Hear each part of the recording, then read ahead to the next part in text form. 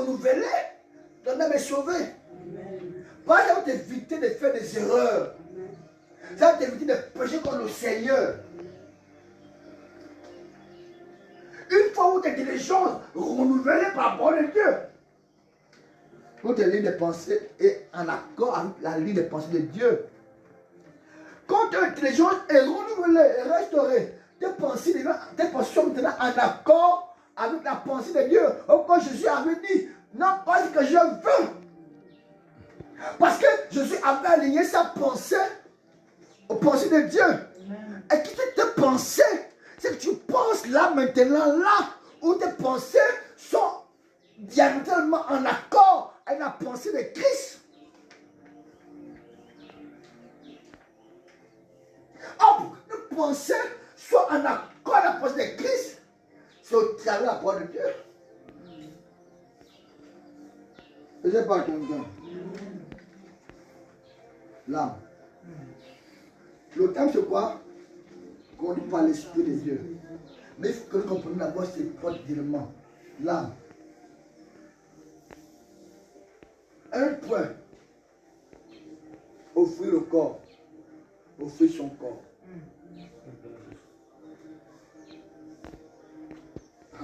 Offrir son corps. On parle de quoi? Être connu par l'Esprit de Dieu. Mais il faut que ces trois composantes de l'homme soient totalement en phase. Romains 12, 1.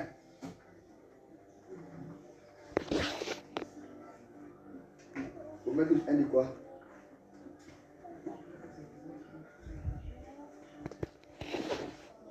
Romains chapitre 12, verset 1.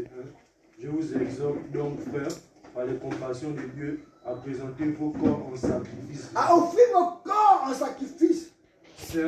Saint. Agréable à Dieu. Agréable à Dieu. Ce qui est votre service intelligent. Dans le vie, ça pourrait être un culte raisonnable. Oui. Je vous invite à offrir vos corps en sacrifice. Vos corps. Pas vos esprits. Avec quelqu'un qui dit non, c'est ça qui est important, c'est mon esprit. Ah bon? Si ton esprit est aussi important que toi ne l'est pas, si ton corps n'est pas important dans le service de Dieu, mais si ton corps n'est pas important dans l'œuvre du Seigneur, Dieu n'a pas dit d'offrir son corps en sacrifice vivant. Oui, le danger avec le sacrifice vivant, le danger, c'est que le sacrifice est vivant. Putain Dieu. Proverbe 20, 27. Proverbe 20, 27. L'esprit de l'homme est une lampe de l'Éternel. Ils sont toutes là et profondes du cœur. L'esprit de l'homme est une lampe de l'Éternel. L'esprit de l'homme est une quoi? Une lampe de l'Éternel. Pourquoi je pose ce texte?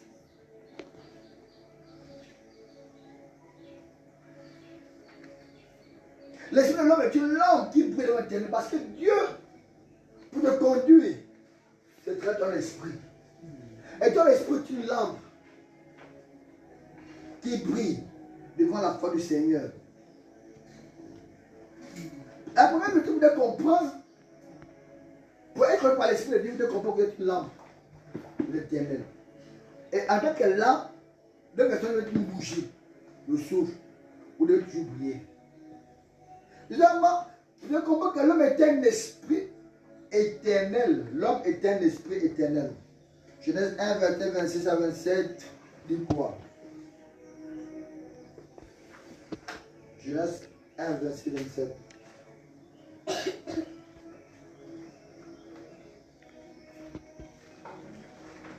Encore la page.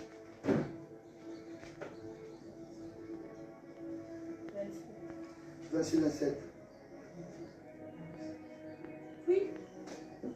Genèse 1 à partir du verset 26 à 27. Grâce à Dieu.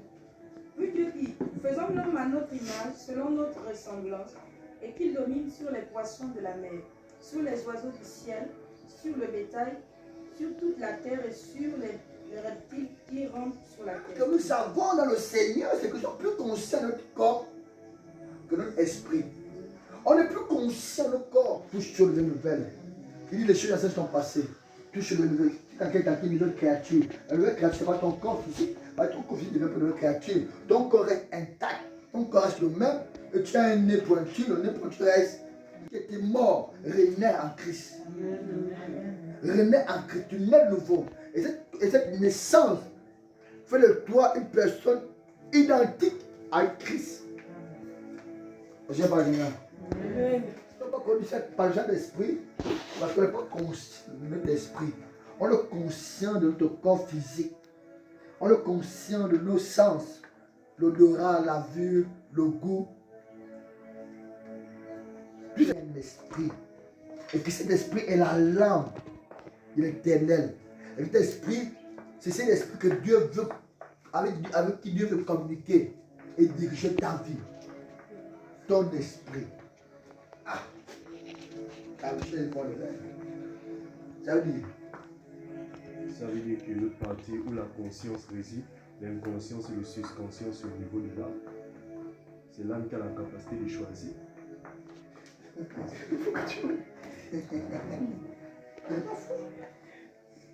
Et Bocadouce, dit quoi? Car la parole de Dieu est vivante. Elle est vivante. La parole de Dieu vit. Vit. Allez. Elle est vivante, efficace, continue. Plus tranchant, plus Une épée quelconque à deux tranchants. Pourquoi les sorciers vont inventer? Les sorciers, on commence. Ils relient leur corps, leur esprit. Parce que puisqu'il y a l'âme, mais que c'est l'esprit humain qui est au contact du naturel. Et donc pour avoir accès au monde spirituel, il va créer un contact entre son esprit avec son... Il va créer le contact entre l'esprit et l'âme pour que la personne capable, avec sa volonté, il a assis, il décide de partir voyage. Sa volonté. Alors pourquoi Dieu, lorsque l'homme a péché, pour que l'homme n'ait pas accès à lui séparer l'esprit et l'âme. Donc un prophète qui dit, maintenant je suis parti à ta maison. Maintenant je suis à ta maison, c'est un sorcier. Parce que comme il a fait partie là-bas, il utilise son corps spirituel. Or personne ne peut utiliser son corps spirituel si c'est le Saint-Esprit qui utilise le corps spirituel. Mais si quelqu'un utilise son corps spirituel par exemple volonté, c'est un sorcier. C'est un sorcier. J'étais chez toi. Dis mon frère, arrête de venir inventer chez moi. Ça veut dire que l'apôtre ne sait pas quoi. L'âme et l'esprit. Pourquoi on ne sait pas? Et par exemple, pourquoi Dieu a utilisé son corps spirituel et il allait faire des ordres, n'importe où, n'importe comment. Donc on sépare l'âme et l'esprit. Alléluia. Voyez-vous, je rentre en contact avec la sphère physique. Avec mon esprit, je rentre en contact avec le domaine spirituel. Et avec mon âme, je rentre en contact avec le domaine intellectuel. Avec mon corps, je rentre en contact avec le monde physique, n'est-ce pas? Avec mon esprit, je rentre en contact avec le monde spirituel. Et avec mon âme, je rentre en contact avec quoi? Avec le domaine intellectuel. Parce que dans l'âme, c'est tous trois composants qu'on appelle la volonté et l'affection, les sentiments. C'est dans l'âme qu'on aime. J'aime ça, je n'aime plus. J'aime. C'est dans l'âme que se trouvent des choix. Dans la communion et la conscience. Dans le corps, il y a trois composants qu'on retrouve. Le cerveau. Le partie interne. Et ces trois composants sont indispensables pour t'atteindre. Donc je rentre dans l'esprit, en contrôlant les esprits, à travers mon esprit. Alléluia. Et même, c'est partie de âme. Hein? C'est partie de âme. Jean 7, Jean qui te mettent les bases. Parce que la prière va être très vite. Comment être conduit par l'esprit de Dieu? Il faut conduire le corps. Par mon âme, je rentre en contact avec le monde intellectuel. Par mon corps, je suis en contact avec le monde physique. Par mon esprit, je suis en contact avec le monde spirituel. Alléluia. Spirituel. D'accord la page?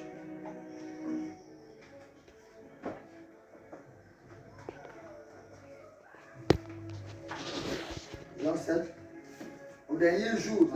La grande journée de la fête, Jésus s'éteint là et cria, disant, si quelqu'un a soif, qu'il vienne à moi et qu'il boive.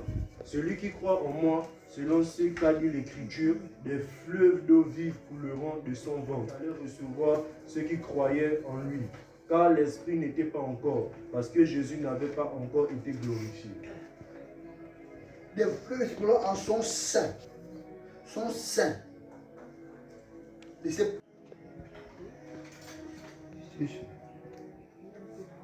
Bien tout le monde.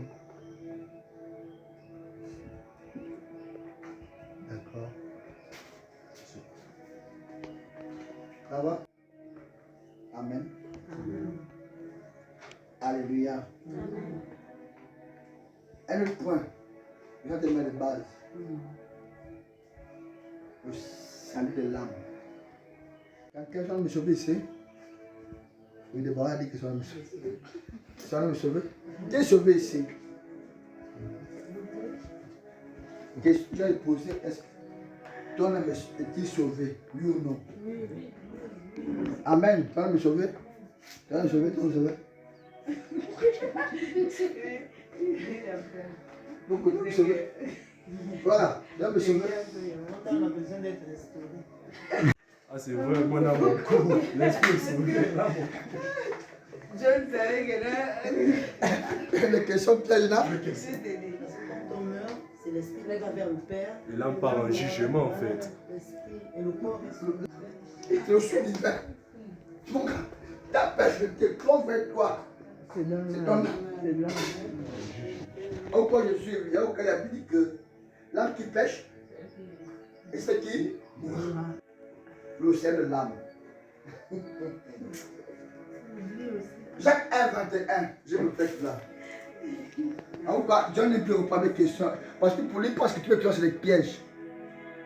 On va arrêter le bac de saint. Jacques 1, 21. Quelqu'un peut le rapidement?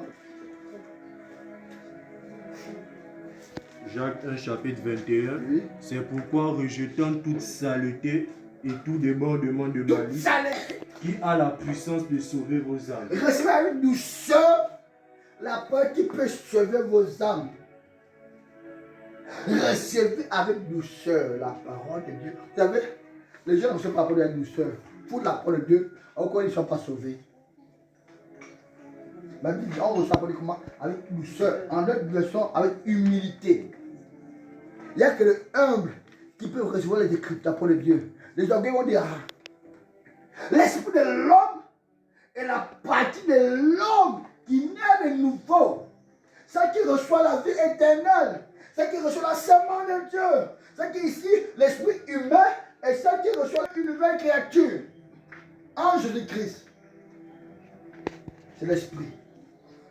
Quand tu acceptes Jésus, il donne l'esprit qui reçoit la semence, qui reçoit la nature de Dieu, qui reçoit la vie éternelle. L'âme n'est pas convertie. Et l'âme ne peut pas accéder à la naissance. Le salut de l'âme est un processus. On peut dire, restez avec douceur la parole qui peut sauver vos âmes. En deux termes nouveau, être un menteur invétéré. Tu mens. Tu es nouveau, tu vas aller, tu mens. Tu parles à l'enfer. Toi, tu dois le Seigneur.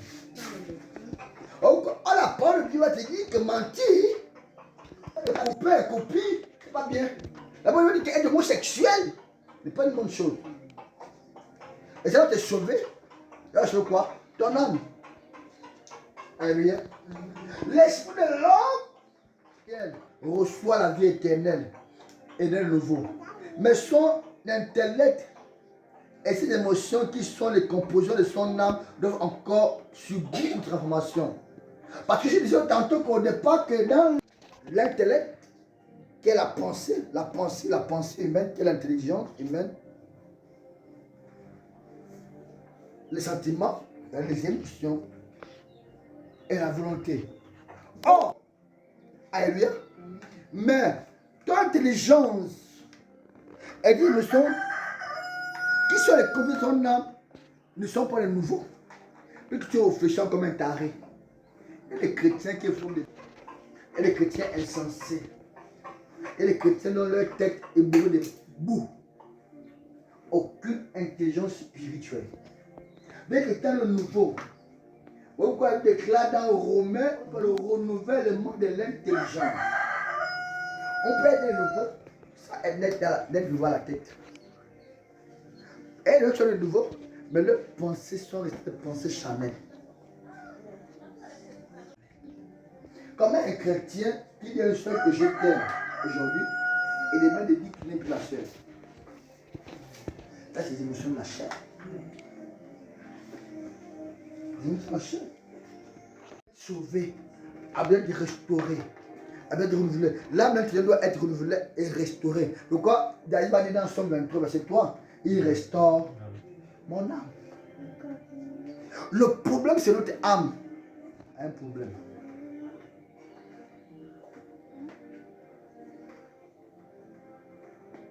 Mais à quel moment l'âme est sauvée?